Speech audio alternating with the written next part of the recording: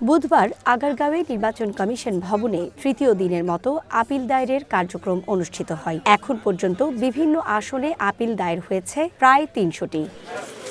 সারা দেশ থেকে অঞ্চল ভিত্তিক আপিল দায়েরের জন্য 10টি বুথ স্থাপন করেছে ইসি। আপিল সংক্রান্ত তথ্য, পরামর্শ এবং নির্দেশনা দিতে কাজ করছেন কমিশনের কর্মকর্তারা। যে রিটার্নিং অফিসারের যে অভিযোগটা ওনারা করছেন, এটা আসলে এখানে আমাদের ওই অভিযোগটা আমরা শুনে আমার কোনো ডিসিশন দেওয়ার আমাদের এখানকার কোনো ইখতিয়ার নাই।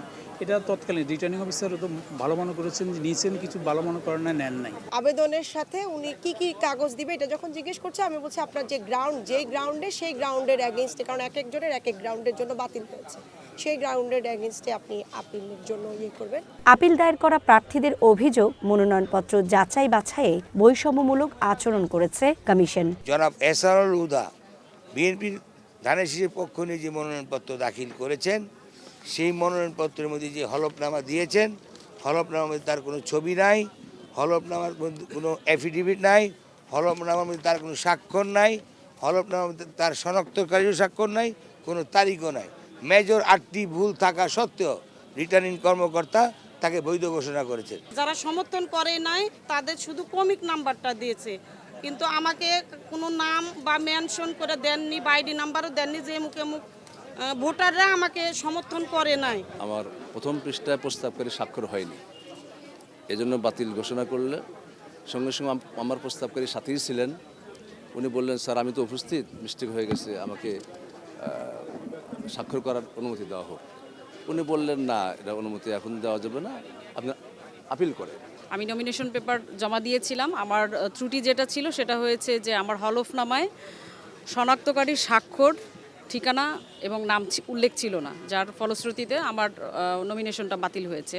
বিকেলে মনোনয়নপত্র যাচাইয়ে বৈষম্য, লেভেল প্লেয়িং ফিল্ড, আচরণবিধি লঙ্ঘন সহ আনুষঙ্গিক বিষয়ে নির্বাচন কমিশনের সাথে সাক্ষাৎ করে জামায়াতে ইসলামীর 6 সদস্য বিশিষ্ট একটি প্রতিনিধি দল।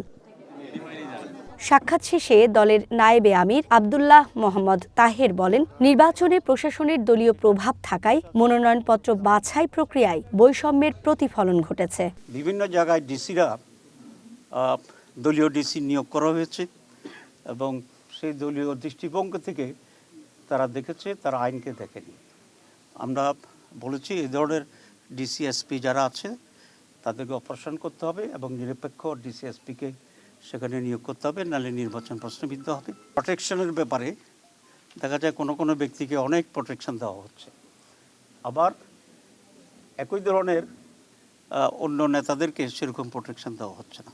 একটি দলের পক্ষ থেকে ভিজিএফ কার্ড ইত্যাদি, কৃষি কার্ড ইত্যাদি বিতরণ করা হচ্ছে বিভিন্ন জায়গায়, ফ্যামিলি কার্ড দিচ্ছে, যে ওরা ক্ষমতা গেলে কার্ড ছাপাইয়া দিচ্ছে যে এটা কার্ড করবে। এটা পরিপূর্ণভাবে সুস্পষ্টভাবে আচরণবিধি লঙ্ঘন।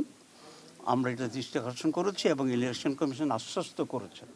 তিনি আরো বলেন, আগের মতো সাজানো নির্বাচন হলে অস্তিত্ব সংকটে পড়বে বাংলাদেশ, আর একতরফা নির্বাচন হলে অন্য দলও একইভাবে নির্বাচনে যাবে। বাংলাদেশে আজকে যে সমস্যা, এই সমস্যার প্রধান কারণই হচ্ছে বিগত 56 বছরের একটা সুষ্ঠু নির্বাচনের অভাব, এবং আগামী নির্বাচনটি যদি এরকমই একটা অ্যারেঞ্জ নির্বাচন হয় তাহলে কিন্তু বাংলাদেশ অস্তিত্ব সংকটে পড়বে এবং দেশ আরও বেশি বিপজ্জনক পরিস্থিতির দিকে চলে যাবে। একটি দল এই করতে গিয়ে তো নির্বাসনে আছে, সুতরাং আরেকটা দল যদি করে তারাও এক পর্যায়ে গিয়ে নির্বাসনে যাবে, তারপরে যদি আরও একটা দল করে পর্যায়ে তারাও নির্বাসন হচ্ছে, তো বাংলাদেশে তার কোনো রাজনৈতিক দল থাকবে না। এদিকে সকালে এনজিও ব্যুরো কার্যালয়ে একটি প্রকল্পের আনুষ্ঠানিক উদ্বোধনে প্রধান অতিথির বক্তব্যে নির্বাচন কমিশনার আবুল ফজল সানাউল্লাহ বলেন, 2016 এর নির্বাচনের লাইনচ্যুত ট্রেনকে চালিয়ে নিয়ে সচল করছে কমিশন। আমাদের জন্য 2026 এর নির্বাচনটাকে যদি আমি একটু